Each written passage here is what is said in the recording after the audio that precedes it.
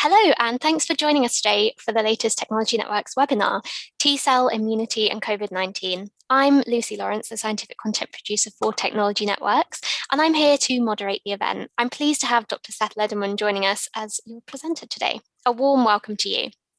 Seth is a physician, scientist, founder, and executive officer of innovative biopharmaceutical companies.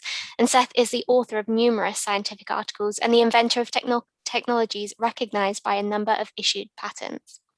Prior to joining as a professor at Columbia University, his fundamental work on T-cell biology led to the discovery of characterization of the CD40 ligand, which is a T-cell surface molecule that mediates helper function. This work has led to the development of therapeutic candidates for treating autoimmune diseases and preventing organ transplant rejection. Following the webinar, we'll have a Q&A session, and we welcome any questions that you may have. You can submit questions for the Q&A session at any time during the presentation, and to ask a question, you should enter your question into the box on the right-hand side of your screen and click send. We'll answer as many as possible during the time available. If you experience any technical issues, please click the chat icon at the bottom right corner to request support. Please remember you can ask questions at any time, even whilst watching the webinar on demand. So without further ado, I'll now hand over to Seth.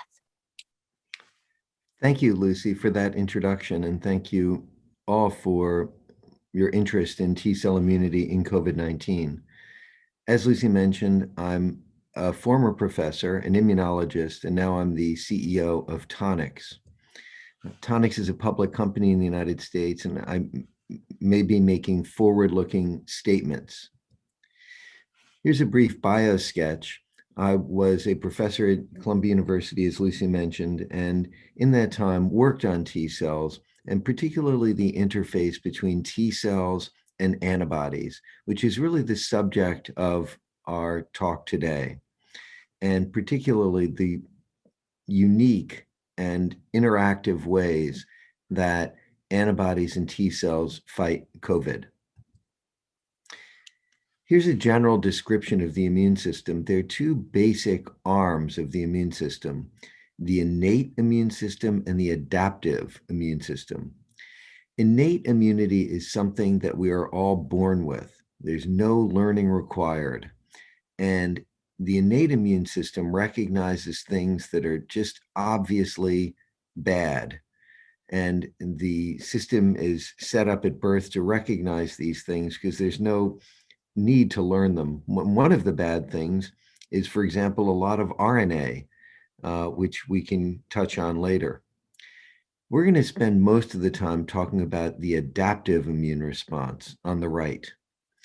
The adaptive immune response is something that the body learns in response to a vaccination or to an infection with a pathogen. And in particular, there are two parts of the adaptive immune system in the bullet at the bottom, and that is T-cell immunity and antibody immunity. T-cell immunity and antibody immunity will be the subject of most of our discussion today. On slide 5, mounting the immune response, you see a progression that is meant to go from left to right in time. And in the left with the dendritic cell is one of the first things that happened, and that's the innate immune system recognizing a pathogen and beginning to process the antigens. And you see it's quite a complex network in the middle of the slide about how T cells interact with B cells and other cells and orchestrate the immune response. But the key part of this slide is all the way to the right, where there are two fundamental outcomes of the adaptive immune response. In the top is shown antibodies as the red Y-shaped objects that are proteins. And in the bottom right is shown T cells. And most of our discussion today is going to be about the proportion of antibodies that are made and T cells that are made. But an important element of a healthy immune response is a balanced immune response. And balance could be defined, for example, as some proportion of both antibody response and T cell response. Another very important aspect of the immune response is the temporal evolution of it, how it evolves in time, going from left to right. And the dance that you see in the middle, without going into some of the details about the cells interacting with each other, the part of this in the middle can be called a coordinated immune response.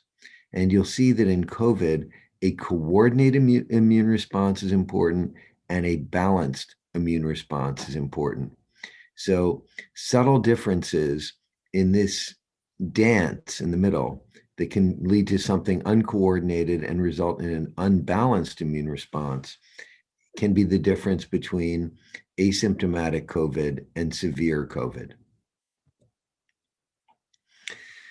Now, just to back up a little bit and give you perspective, the sizes of T cells and antibodies are very different, and what T cells and antibodies do are very different. So at the bottom of the slide, you see these Y-shaped red antibodies, and this is meant to give you an idea of the size. So they're blown up at the bottom left, but in the center of the antibody box is an example of how much smaller they are than the cell. The cell is shown in gray in that box.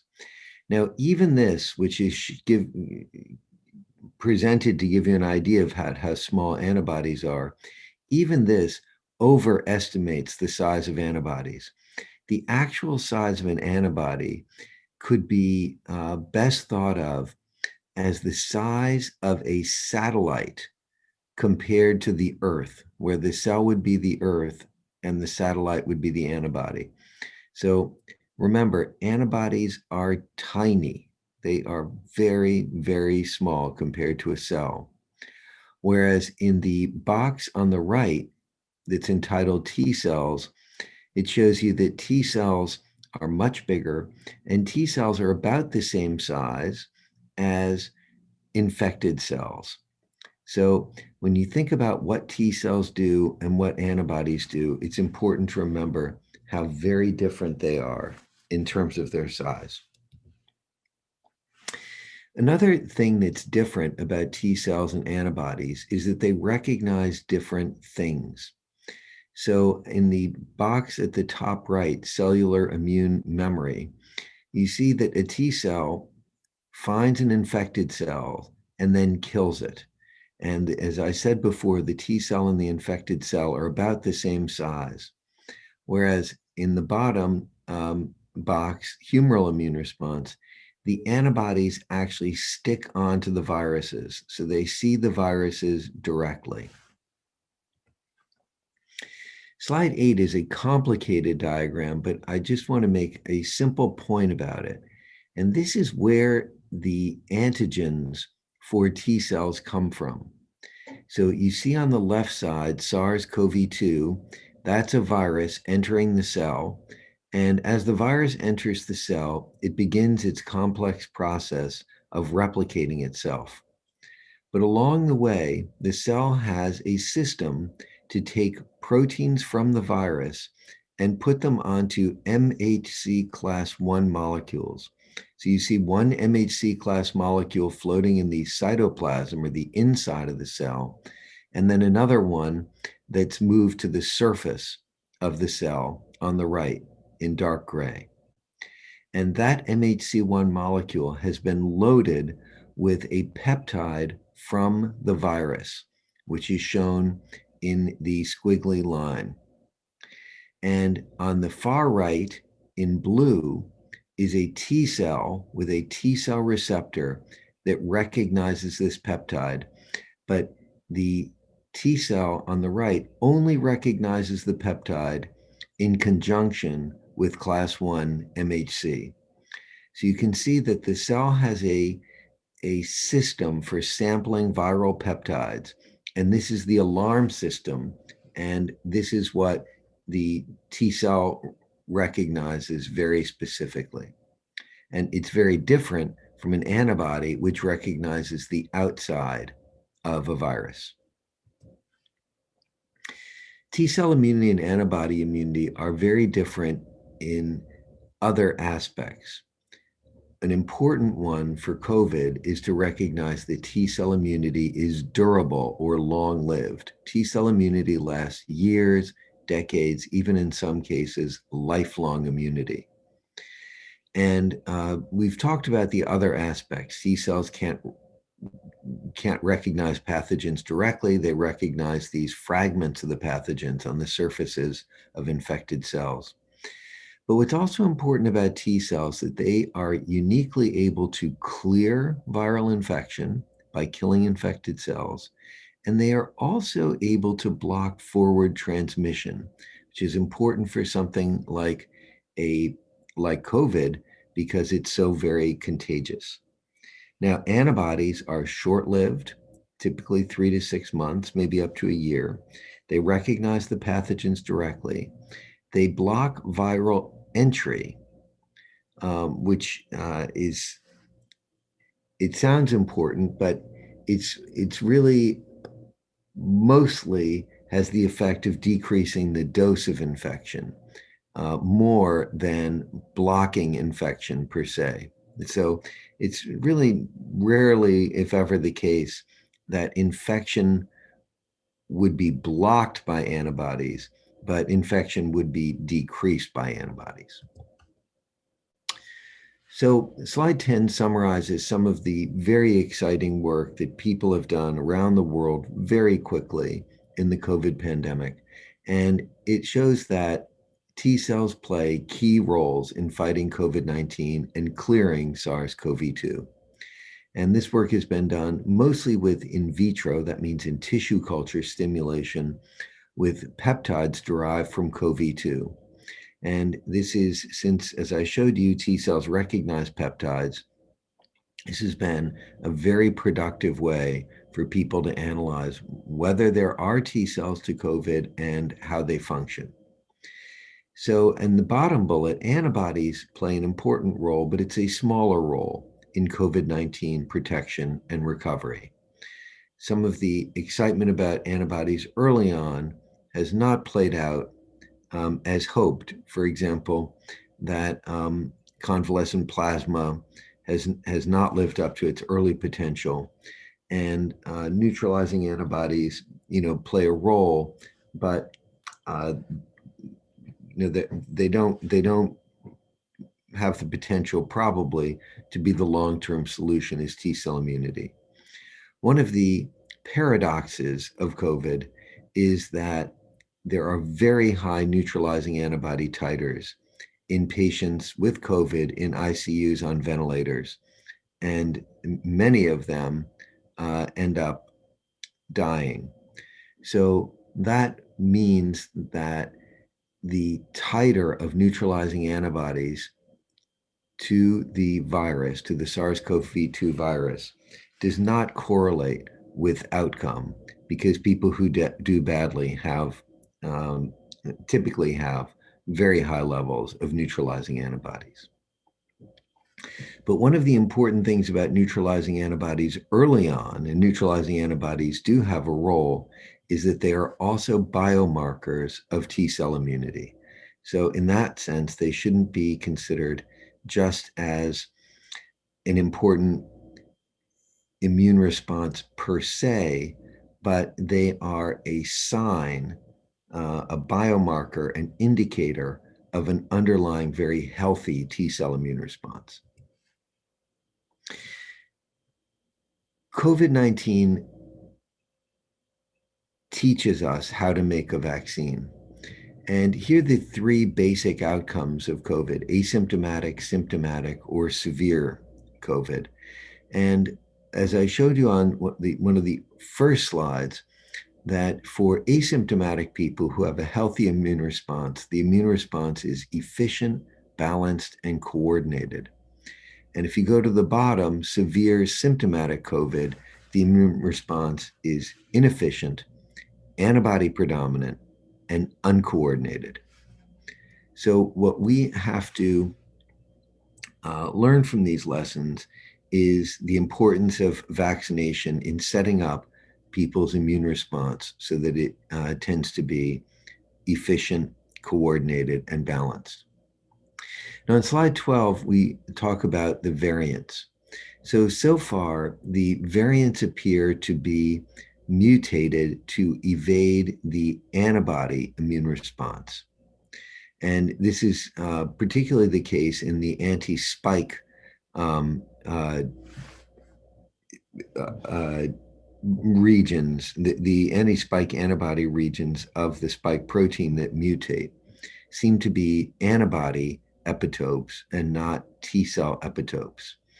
The T cell epitopes have been shown to mutate, but this seems to be a much less common issue. So the general idea is that T cell immunity is preserved across the variants so far. So there is reason for optimism and there is reason for concern. First, most people recover from COVID, which suggests, as has now been shown, that vaccines can be designed that safely mimic infection and, more importantly, safely mimic a productive immune response to COVID. Because people who respond to COVID seem to be immune, we believe that herd immunity can be achieved by a combination of vaccination and by survivors. Vaccine developers can learn and have learned from people who recover. So the immunity of recovered patients is a blueprint of a successful immune response that can be mimicked by a vaccine. And it appears that successful vaccination can also block contagion, which is also called forward transmission by infected people. Now, at the bottom, there are very serious concerns. One is that the immunity to common cold coronaviruses, which has been studied for many years, is notoriously short-lived.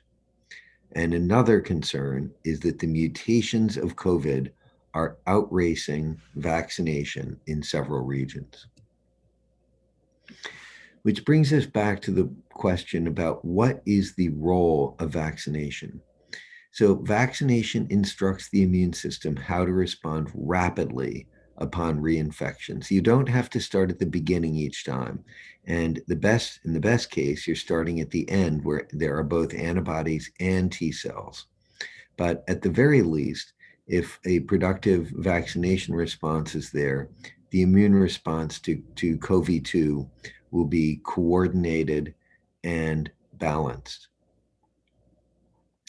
Vaccines protect against serious illness, not infection. And this is, I think, a common misperception.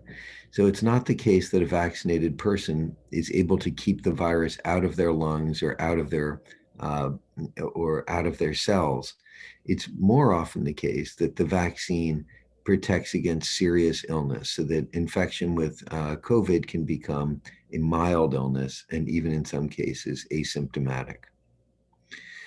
Another very important goal of vaccination is to block forward transmission, particularly because the highly infectious nature of COVID is one of the reasons why it has become such a deadly pathogen. So where do we go from here? We have now effective COVID-19 vaccines so that we, at least in the United States, are returning to work and school and we can revive the economy. So the first vaccines, the Pfizer, Moderna, and J&J vaccine that now have emergency use authorization in the United States have been shown to be effective. The Pfizer and Moderna vaccines are mRNA-based, and the J&J vaccine is a non-replicating adenovirus. But the architect of the Operation Warp Speed program that produced these vaccines in such record time was Dr. Moncef Slaoui. And he and the leadership of Operation Warp Speed always believed that these were first generation vaccines and that they should be followed by second and subsequent generation vaccines that had additional properties. So what do we need? Shown here is need number 2. We need vaccines that provide long-term immunity. Vaccines that can provide immunity that lasts for years, hopefully decades or lifelong. We need vaccines that block forward transmission in the same durable way. And these vaccines probably require longer development and testing timelines than the very fast route of approving the mRNA vaccines. So with that, I want to thank you for your attention, and we can turn to the questions. But I hope that this has given you an idea about the differences between antibody immunity and T cell immunity, and the important role that T cells play in protecting us from severe COVID-19. Lucy, questions? Thanks very much, Seth. Yeah, that was great. And I'm sure everyone will agree it was a fantastic and informative presentation. So to submit a question to Seth, you should enter your question into the box on the right-hand side of your screen and click send. We'll answer as many questions as possible during the time available. So we've already had some questions submitted, so I'll move straight on to these. The first one being, what is the main difference between the immune response elicited by antibody and T cells against COVID-19? And is there a benefit between the two responses, or is one better than the other? Great question, Lucy. I think that, as I said, the most important immune response to COVID-19 would be a balanced immune system. But if you had to pick one, I think the T cell immunity would be much more important. And there are cases where people have recovered from COVID and developed immunity to COVID without developing an antibody response. So I think that T cell immunity to viruses is more important than antibody immunity. It can exist sometimes alone without the antibody immunity. And T cell immunity has been shown to block forward transmission and to limit the severity of the infection.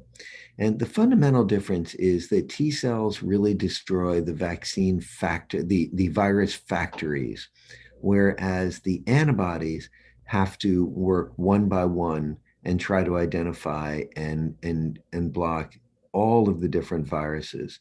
So it's just a more efficient and medically more relevant path to block the viral infection by killing the virus factories. Brilliant. And given the nature of viruses to mutate over time, we'll need yearly vaccinations programs like the flu. Do you reckon that's something we'll need to prevent COVID-19? Thank you. Again, a great question. I think that that has more to do with the vaccine than it does with the virus. So, for example, Pfizer has already announced that they believe it will be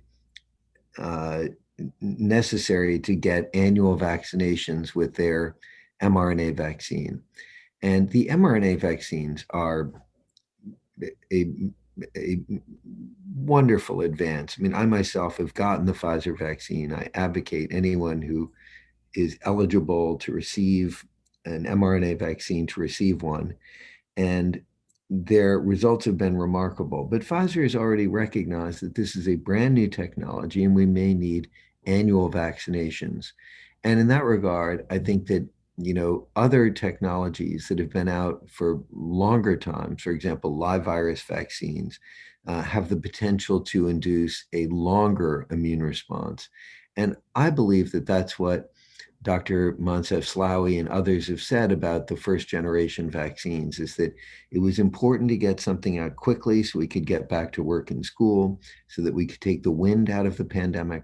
But I think that we need to continue looking at new kinds of vaccines that can provide longer, more durable immunity. Absolutely. So to prevent something of this scale happening in the future, or rather to better prepare for a threat of a similar scale, what measures in terms of research support and development of technology platforms should we be thinking of?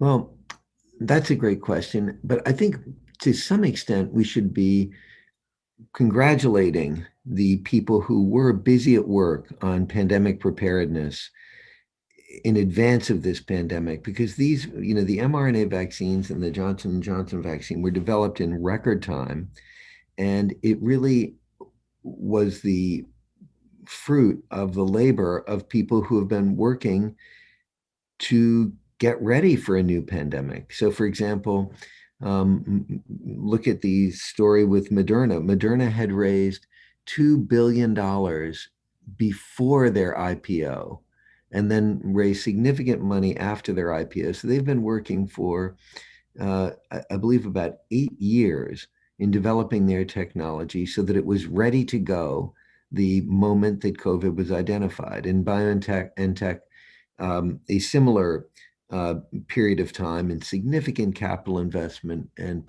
in readiness. So I think that we should follow the examples of Operation Warp Speed and follow the examples of Pfizer and Moderna, Pfizer, BioNTech, and Moderna in developing techniques that will make us ready for the next pandemic.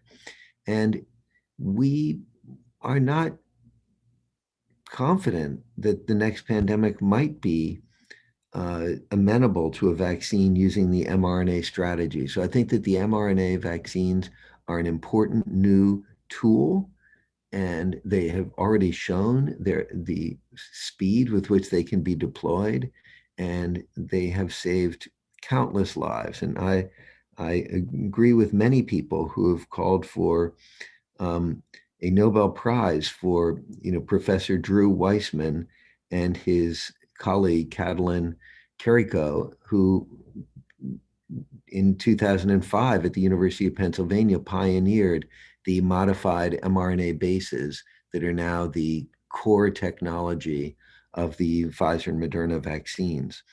So, also the encapsulation technology, Professor Peter Cullis of the University of British Columbia in Canada figured out how to encapsulate mRNA vaccines. So I think that it's very important that we continue both fundamental research on new tools, but that we also advance the technology and capabilities to produce traditional vaccines at a scale that would be relevant for a future pandemic. Mm-hmm. And then one last question, as we're almost out of time, but how can you distinguish or account for the differences in the immune response to a vaccine on various populations, for example, elderly, obese, diabetics, immunocompromised?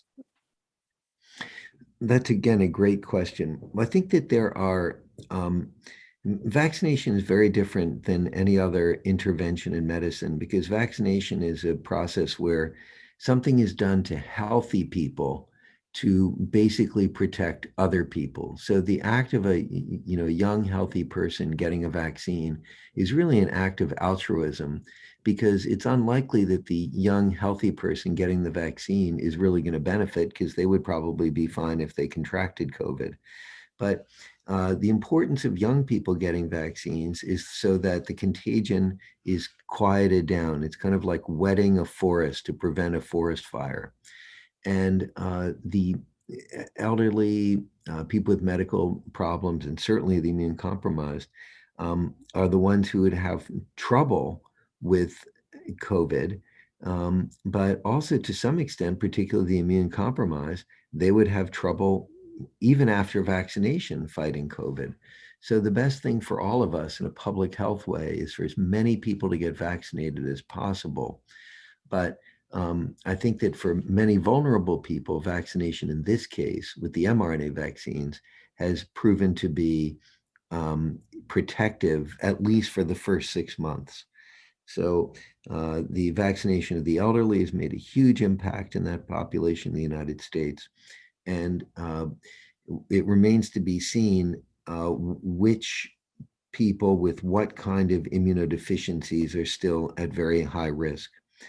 Fortunately, so far, from what I've read and communicated with doctors in New York City, is that people with HIV who are adequately treated on antiretroviral therapy have been, in general, relatively protected by the vaccines and did pretty well. So I think that the kind of people with immune deficiencies that we need to be very concerned about so far are untreated HIV patients, but also cancer patients and people with congenital or genetic problems with their immune systems. Fantastic. Thank you very much, Seth. That's actually all we've got time for today. And a certificate of attendance is available to download from the handouts tab on the right-hand side of the webinar platform. The webinar will now be made available on demand. And if you have any friends or colleagues that you think might be interested in this webinar, please feel free to share the link. Thanks again for your time. Thank you, Lucy.